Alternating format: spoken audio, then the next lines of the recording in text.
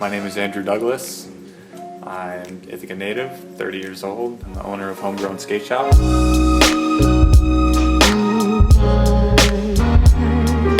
How did you get into skateboarding?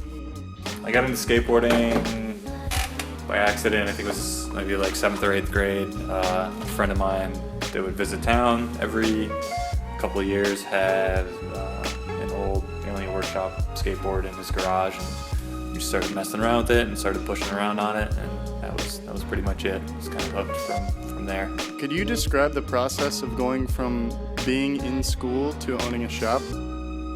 I graduated from high school in 2003, and I didn't actually go to college, so I took a year off to kind of just travel and mess around, and I had an opportunity to open a shop maybe a year and a half after I graduated from high school. I had known the people who were running the shop that was here before, and they were getting ready to close down, and figured it was probably a good thing to try and keep it going. So immediately after they closed, I took on the responsibility of opening up the new skate shop in town. So what were the biggest challenges you faced while starting the shop? The biggest challenges were basically learning how to, start and run a business with little to no prior experience.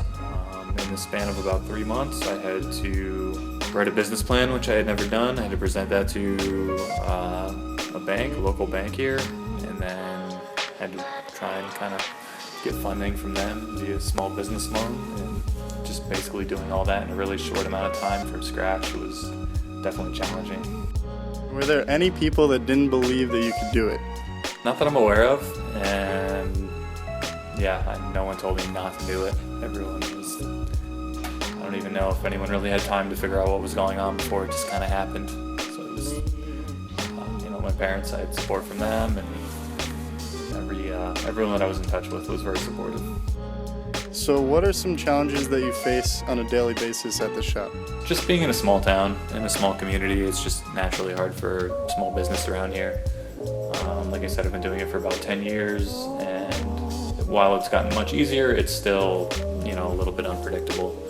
So I guess just forecasting and planning for sales and just trying to keep the business afloat is just a challenge. How do you think the shop has affected the community in Ithaca? Hopefully in a positive way. It definitely has maintained the skateboard community here. For better or for worse, it is a small town, and we have a lot of people coming and going, but it's definitely been a staple for the last 10 years for the people that are still here and skating. And it's also done a lot for just like the sneaker community, stuff like that, people who are more into the fashion side of things. It's been good to have something like this in upstate New York. How has your life and the shop changed since it first opened in 2005? The shop has definitely evolved to where everything is basically refined, whether it's daily operations or product selection. It's definitely running on. It's super efficient at this point. My life is pretty similar, actually. It's nice being able to work with something that I'm passionate about. I don't really have to do a whole lot of.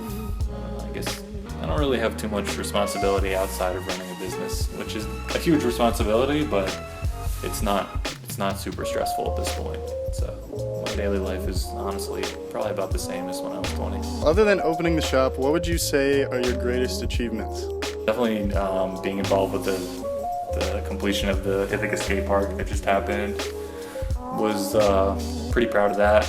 The project was kind of at a standstill, I guess, and there was no one really behind it, so I kind of took over from the people who were in charge previously and brought that ship home.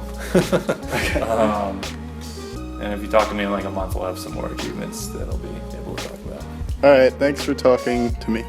You're welcome, Jackson.